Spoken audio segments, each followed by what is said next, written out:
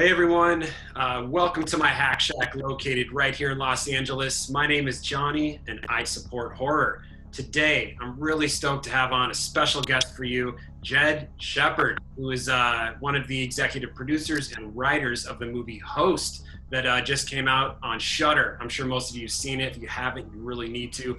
It's a horror movie that was just completely shot on Zoom. Hey Jed, thanks man. Thanks for coming on.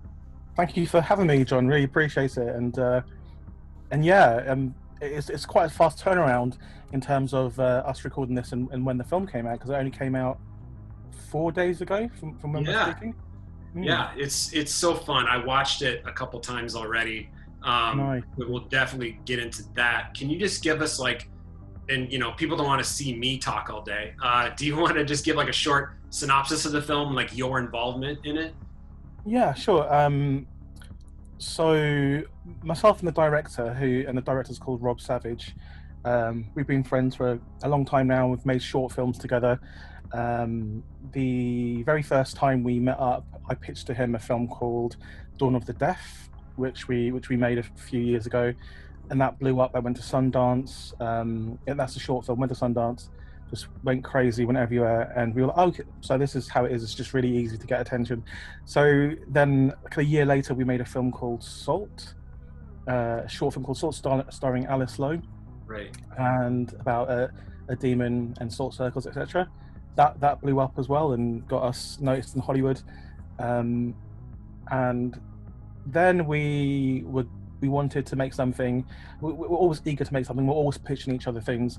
And Rob called me up one day and said, "Jed, I want to prank our friends. I want to I want to scare them." And I don't know if you've probably seen the prank video. Saw the tweet. Yeah. So that's what he said. I've got this idea. I want to pretend that someone's in my attic. I'm hearing noises. I climb up there. Something jumps out and scares everyone, and then I fall down and pretend I'm dead. I was like, okay, cool. And he showed me how he was going to do it. He'd set it all up. It's very elaborate for something live on Zoom. So we invited all of our friends on who knew nothing about it. And he basically performed it in that time where he went up the ladder. There is a very small cut, invisible cut that you don't see, and the friends didn't notice as well. It's when he went up the ladder, it cuts to a clip from Wreck, from the film Wreck, where someone jumps out in the attic, and then it cuts to Rob on the floor dead because he's fallen off the ladder dead. So yeah, that fooled me then. I had no idea. It looked seamless. Like, for those of you who haven't seen the video, I'll put a link to the tweet to Rob Savage, the director of this movie. He tweeted it out, I think sometime in April, right? Yeah. So I'll put a link in the description so you guys can see it. It's really awesome. It's crazy, yeah. And then, so obviously we got the reaction from our friends like, oh my God, that's crazy. And we recorded it just so we could look back at it, but then we decided to put it online, and then it went viral. And across the 4 or 5 platforms where it's sat, it's had like over 6 million views. So obviously you get quite a lot of attention when you make a viral video.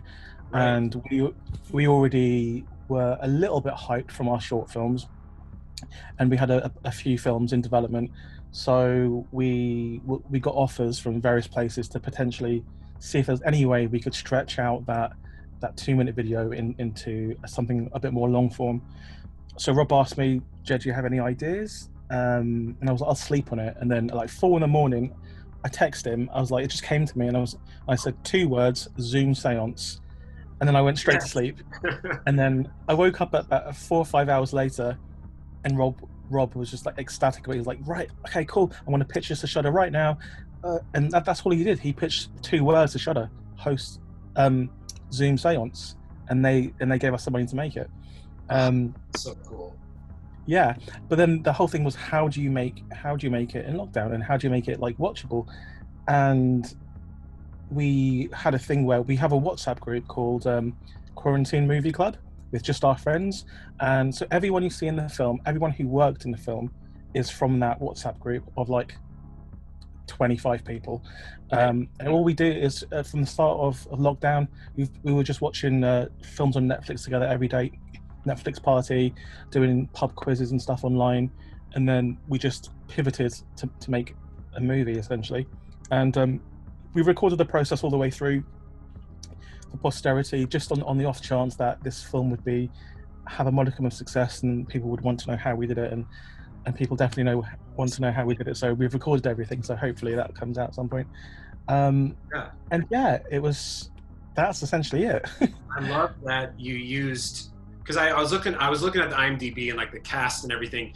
You even used everyone's real names, pretty much, right? Like, yeah. The reason for that was, and I was looking at the other stuff that they've done, like shorts and things like that. I just love that this whole film felt so authentic. From the casual conversations, you could tell that they were all friends. It seemed like there wasn't even like a script even. It seemed like very seamless. They would talk over each other sometimes, and I felt so real. And it's funny how the first time I watched it on my laptop with like big old headphones, so I had the whole experience. And I remember even just like watching it this close, to the laptop. It's like I wasn't really an observer. It was like I was immersed in it. It's like I was a participant 100%. of the seance. Was that kind of like a vision of yours that you wanted people to experience? So because I also direct a little bit as well, and my whole thing and Rob's whole thing as well is we wanted this to be as authentic as possible and to feel as real as possible. And one of our favorite movies is the Blair Witch Project. Mm-hmm. So in the Blair Witch Project, they use the real names. Heather Donahue, the lead, she used her real name, and that just added a touch of realism to it. And when you have a bunch of friends who speak to each other every single day, my day is speaking to these girls every single day on Zoom, in WhatsApp. So host is happening every single day for me. So it just felt weird. And they mostly, we exaggerated a few kind of plot points in terms of how they like the conflicts, and there is no conflict in that group whatsoever.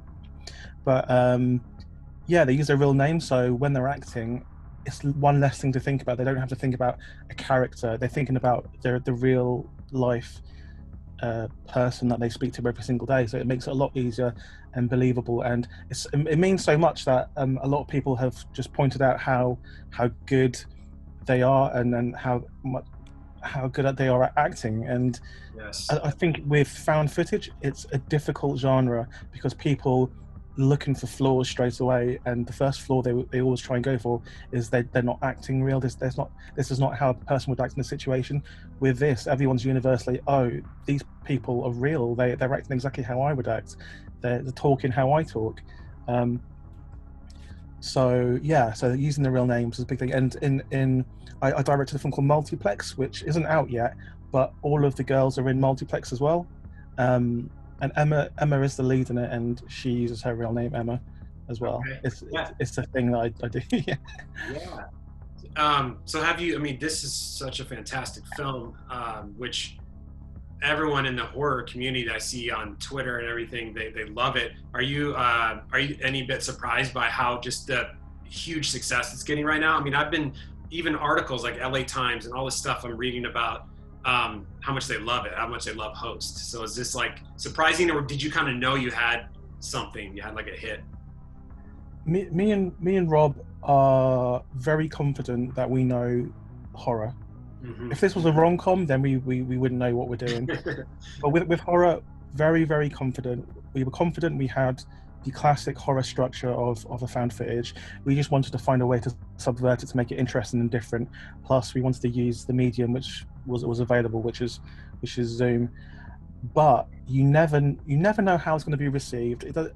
We thought horror fans might like it, but 5 minutes before jumping onto this call, it would. There's just an article on Digital Spy that said that Host has got a rare 100% score on Rotten Tomatoes. I saw that.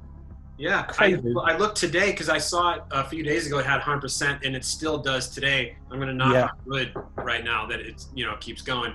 But if someone has a negative review, I can take care of that for you. I can get rid of that person. Can you please? Actually, wait. You know what?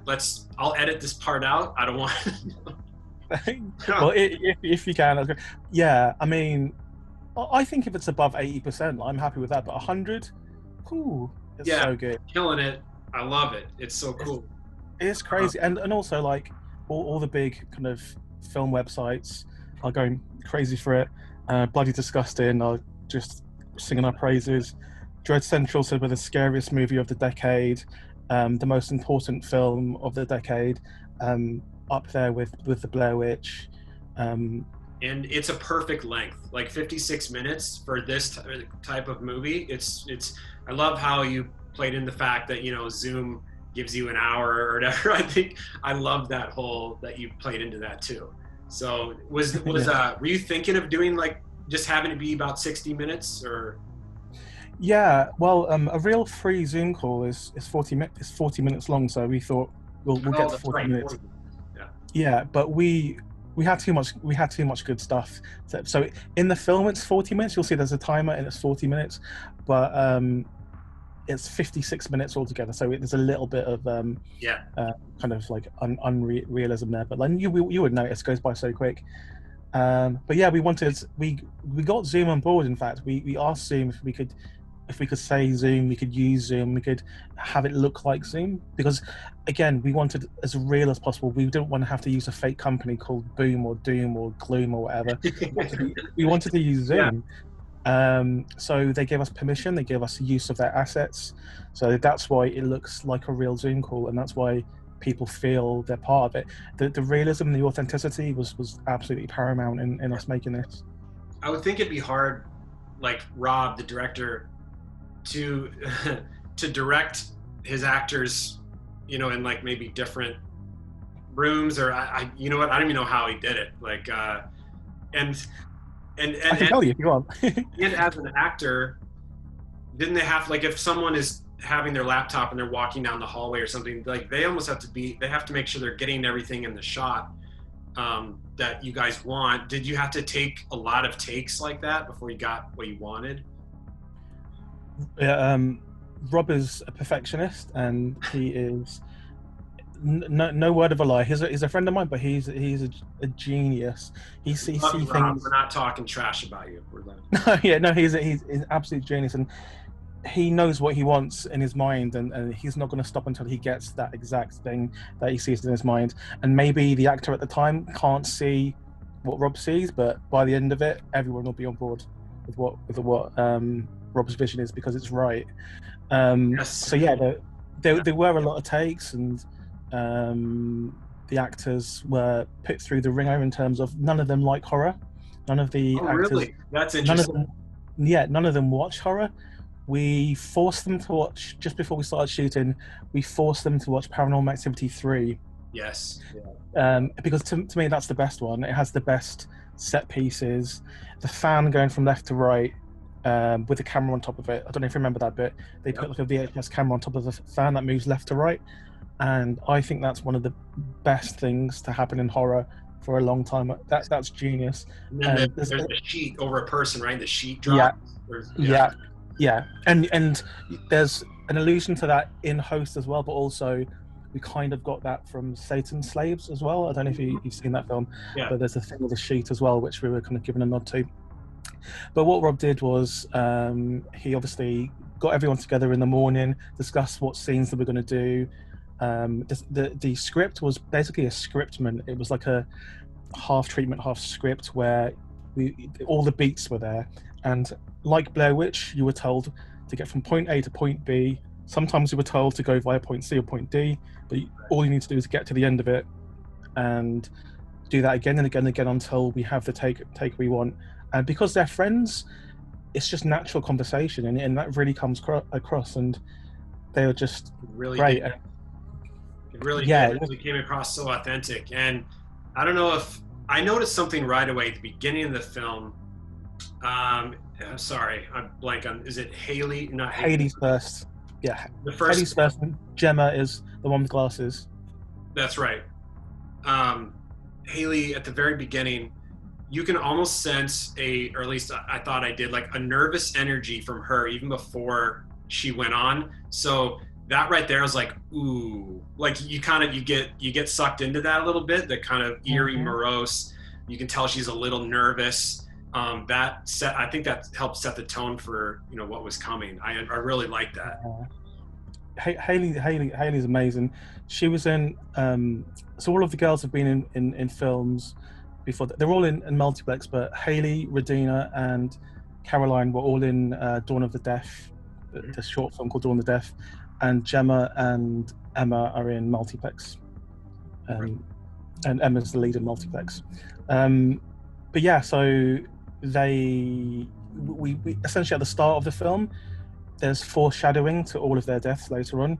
So the first like 10 minutes is really important because everything they say and do is giving you a clue to what happens later. Everything we're big on like callbacks and payoffs, and so it may seem like it's a natural conversation. They're saying things just because they happen, but you'll realize everything they're doing is giving you a sign of how they're going to die a bit later. I gotta watch this again. Like, I love this stuff because now I feel I can go back and really pay attention even more. I've only watched it twice. Once was on my laptop, and another one I just watched on the big TV in my living room just to see how that experience would be. Yeah, I really love just watching on my laptop right here. Yeah. That was so fun. That's probably the best way to watch on a laptop with headphones. But we did put a lot of things in the background. There are a lot of clues to stuff, and there's a lot of weird, interesting, scary stuff in the background that we painstakingly put in there. Nice. For instance, when Radina's looking for Alan, when she finds his phone in the bathroom, just before that you see what's happened to Alan. If you look in the background, something's going on, but hardly anyone notices it. But I don't think I did. Yeah, it's actually it's a blink and you'll miss it. But we wanted it to be almost like a Cloverfield moment where yes, it's there.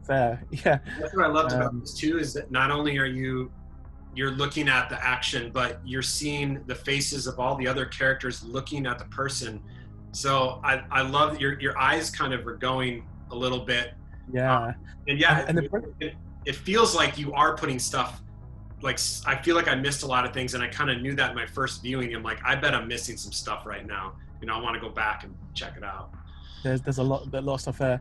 And the brilliant thing is, how this was set up is they got the script, but they only got a redacted kind of script. They didn't know how the other girls were going to die. So when you see them seeing someone die on screen, they're seeing that for the first time. They didn't know that was going to happen. So, for instance, when Teddy died, when Emma's under the blanket and we see Teddy die, and Ginny, Emma didn't know that any of that was going to happen. And obviously, their deaths are very spectacular. And so you're watching this, and she just had no idea, one, how we did it, and two, that it was going to happen in the first place. Because those deaths are, if you saw that in a big budget Hollywood movie, you'd think, oh, that's impressive, but we did it practical effects as well. He really did burn. It's not CGI, it's a practical effect. Oh my gosh, that's so awesome, man. Yeah. But yeah, so it's great. Third time. Yeah, you need to. Oh, that's so cool. Can I ask what was your which person did you empathize with the most? Which kind of girl did you think, oh, okay, that's the one I'm going to follow in my mind as the person? Well, I don't know if it was. I'm sorry. I gotta have the names in front of me. It's all right. I can tell you which one. Is Caroline one? Caroline's the one with the keyboard and her face smashes. Yes. Well, just when I was like, she looked so sad. Like her face when she was crying, and like her eyes would be welling up, and like you could tell she was terrified. I was like, oh, like I felt she did that so well. This is like really acting. Like I'm like, man, she looks actually terrified. They're amazing, like actors. Those guys, it's so good. Just lucky because we did literally only use our friends, so like it was just lucky we got really talented friends. Yeah, it's awesome. Yeah. And it's so cool that it's on Shudder. Is there, when your contract or whatever you have is done, are there any plans for like a release where we can buy it, or like other platforms you'd want to? Well, I mean, I think it's generally probably one of the most popular films ever on Shudder. I believe. I think it's their most popular original, Shudder original, and I've personally never seen this reaction to a film well, to a film like on Shudder or anything really for a long time. And I mean, fingers crossed. I mean, if you were Shudder right now, would you give us another movie? Absolutely. I mean, I know that they will. They have to, you know? Who knows? I really hope so.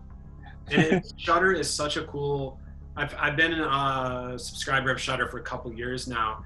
And Yeah. I really love their originals that they came out with, and just their library of movies that maybe a lot of people haven't seen. They have a lot of obscure things, and even they just had all the sleepaway camps on there and all the Maniac So cops good. and like Yeah. brain damage. I mean, like Trauma's War. Just like there's Yeah. crazy ass I movies love. that. I'm wearing a Shudder t-shirt right now, actually. Oh, nice, dude. Shout T-shirt. out to Shudder. I almost wore mine too. I got a Shudder t-shirt just like a couple weeks ago. But I love them. They. I mean, obviously, I'm a massive horror fan, and when Shudder launched in the UK, I was straight on it. I bought a Shudder t-shirt like first week it came out, and I've been on it since. And to have something on Shudder as well is just crazy, and to have it like blow up like this is like an absolute dream. And just the fact, New York Times, we were in New York Times and on Fox News on the same day, which is crazy. yeah, it's cool. Empire magazine, we've done just every NPR, yeah, just Dread Central calling us like the scariest movie of all of the last 10 years, and is big. And Bloody Disgust has been really supportive. And yeah, both those sites I really enjoyed. Bloody Disgusting is just always been such a great source. And Dread Central, it's a great source. I'm on their podcast tomorrow, actually. You're what? I'm on their podcast tomorrow. Oh, cool. Bloody Disgusting's podcast. Yeah. Awesome. Let's check it's going to be cool. Yeah. And right now you're doing a project. Is it called Slashed? Is it that you wrote? Yeah, I mean, what's that going on right now? No, you can so I wrote that literally when I was a kid, like a literal kid in school. And basically I knew this band called Ash, and I was a fan of theirs, and I became friends of theirs, and they needed a 15-minute at the time horror film for one of their DVDs. It was a music DVD. They just wanted to have a stupid 15-minute thing on the end. So I wrote this 15-minute thing, sent it to them. The next day I get a call from Mark, the bassist, and like, so Coldplay want to be in it as well. I'm like, oh, okay. Yeah, so I saw the cast list, and I'm like, yeah, it's crazy, right? These are all like music, like you got friggin' Dave Grohl, Chris Martin, Coldplay. Oh my gosh. Yeah, Moby's in it. Was Moby on Moby's in it. Weezer's in it. That's awesome, man. And it's just like a weird slasher film. So like, it was actually filmed years ago, and it's never come out, mostly because we didn't film the very start and the very end. So it's this amazing weird movie, but without a start and the end. And over the years we've kind of messed around with maybe just like making the start and the end, or just having some kind of like narration at the start and the end. And I think now, like, there's a little bit of hype around the stuff I do. It would be a cool time to drop it because of all the big names in it. And it's crazy. You see Chris Martin you see Johnny from Coldplay get chopped to pieces, and Chris Martin plays a detective, a supernatural detective. Yeah. It's ridiculous, stupid and ridiculous, but it's fun. Yeah. No, the project that has kind of got announced a couple of weeks ago is I'm doing a film with Sam Raimi. I was just asking about that. That is so awesome to have Sam work with Sam Raimi. I mean, anyone that's into horror, not even horror, like he's a legend. So that's got to feel really cool to work with him. He's my favorite director and Rob's favorite director. So he asked us, because he was a fan of Salt and Dawn of the Deaf. He asked us if we had any other interesting, like, amazing high concept ideas, and we said sure we have, yeah. And then we had to think, damn, we need to come up with something really good here. But luckily we've got like a repository of like about 100 film ideas that me and him have come up with over the last like 5 years. So we just picked our best one, and we thought this idea is almost too good. Someone's got to have done it before. So I mean, between me and him, we know every single horror movie. So we can't think of a single movie that's done this premise before.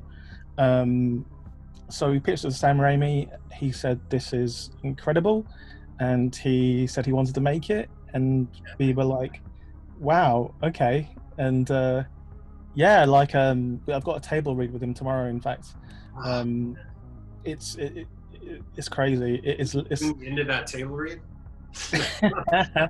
I have to act in it. I have to like act out a part in it. So does Sam. Actually, it's going to be interesting. Man. But it's been a crazy few weeks. Like it's unbelievable. Like few weeks. Like just we only announced Host 3 weeks ago, and then a couple of days later we announced the Sam Raimi thing. Now Host is out. But we also have a couple other things that may be announced quite soon, which are equally as big as that. You know what? You could give me an exclusive right now, blow the roof off this place on my channel. If you want to hit I can't. Exclusive. I can't. But I can't. I can't. No, I would get murdered in my sleep. What are you talking about, man? I got millions of followers. I would get murdered in my sleep. No, but there there's a bunch of cool things coming out just off the back of our shorts. Like a lot of people wanted to see what we could do next, so a lot of people offered us opportunities, and we basically took all of them. But yeah, I'm looking forward to Sam's, like very much so. Can't wait to do that. Awesome. And, yeah. Well, like, hey, I don't want to take up too much of your time, but like, really appreciate you coming on the show. Is there anything you want to tell everyone, like the best experience of how to watch Host? I know you said like you should watch it on your laptop, right, with headphones in. Yeah, you should watch on it. But actually, the thing I want to tell you, viewers, most of all, is if you haven't seen the film Night of the Comet, you need to watch it. It's the greatest movie of all time, 1984, starring Catherine Mary Stewart and Kelly Maroney, two of the most underrated actresses in the genre or in film in general, and it is the best balance of comedy and horror. Besides Evil Dead 2, maybe they're up there both with me. But Night of the Comet is so underrated, but it's an incredibly beautifully made film. The dialogue's incredible. It's just fun, and I can't recommend it enough. And I'm trying to spread the word of Night of the Comet to everyone I see and hear. That's awesome. Yeah, Night of the Comet. Everyone check it out. Oh, I know I was going to say right before I let you go. Was there anything like on set of Host that maybe something funny happened, or any like antics on set that you know about? Well, that you can share. Yeah. Well, I can tell you one thing. Like the actual séance that happened, the girls and there's the person who came on and did the medium it's called Seylan Baxter, and we told the girls that she was a real medium. So the entire time, every single day, they filmed the scenes with her. They went through the whole séance process thinking she was a real medium. They had to close down the séance, and they only found out she was an actress when we wrapped. Seylan came on and was like, "Yeah, I'm an actress." Oh, that's awesome. Yeah. What's funny, in my notes, so the first time I watched it, I like to give like notes, or I like to write down notes, and because I'm gonna, I review films and have like bullet points and stuff. One of the things I wrote down was Seylan. She seemed like she was an actual medium. Like she fooled me like this. I'm like, I know she's probably an actress, but it seems like she really is one. She's Doctor Who's mum in the new series of Doctor Who. Yeah, how she carried herself and like would calm down people when things got, rough. Yeah. It was so how that worked is we did real seances with real mediums, and we had Seylan on to kind of learn from them. Awesome. Yeah, and we also did a real seance with the girls before we filmed, and a lot of the stuff you see, the interaction within the seance in Host, came from real seance that we did with the girls, where because in the real seance, which we also recorded, which may be in the making of, something flies off Gemma's shelf for real, which we've caught on camera, and she screams and she starts crying, and we're all, "Gemma, is that a trick? Did you?" And it wasn't a trick, and she started crying and like shaking, and me and Robert thinking, this is gold, like. But also the other co-writer, Gemma, it's called Jemma Hurley, and she's amazing, and we couldn't have done it without her. And the producer's called Douglas Cox, who's incredible. The VFX guy is called Steve Bray. The costume girl is Alexi. I can't say her surname, Alexi. And everyone just did so well. And shout out to the cast and crew. Yes, man, such a fun movie. I'm definitely gonna watch it again now that I kind of know there's some Easter eggs or some things I missed in the movie. There's a Night of the Comet Easter egg as well, right at the start, which I can give you. Like, actually, no, I won't give you. Like, if for those out there who don't know what the Easter egg is in Host right at the start, that's to do with Night of the Comet. Go watch Host again. Okay, definitely going to. Man, it's so cool to have a success of this film. It's 56 minutes long, entirely shot on Zoom. You know, they had real people on there. They're all friends. Such a cool experience. It will scare the shit out of you. But that's the fun of it, right? Like, you want to be thrilled. You want to be scared. So definitely recommend watching Host. Get in a dark room, put those headphones on and watch on your laptop, you know, scare yourself. But yeah, I just want to say thanks again, man. Thanks, Jed, for coming on the show. It's really fun to talk to you. Yeah, you too. It's been great. Yeah, so I'd love to have you on again, like for your next project or something. So anytime. Just message me and I'll come on. Awesome, man. Well, thanks again. Host is streaming right now on Shudder. So if you're not subscribed, I really recommend even doing their 7-day free trial. Look at that shirt. Right there, man. Shudder all the way. I hope you get a second movie with them too. So that'd be awesome. But hey, thanks everyone for joining. We'll see you next time. Thanks, Jed. Cheers, John. Cheers.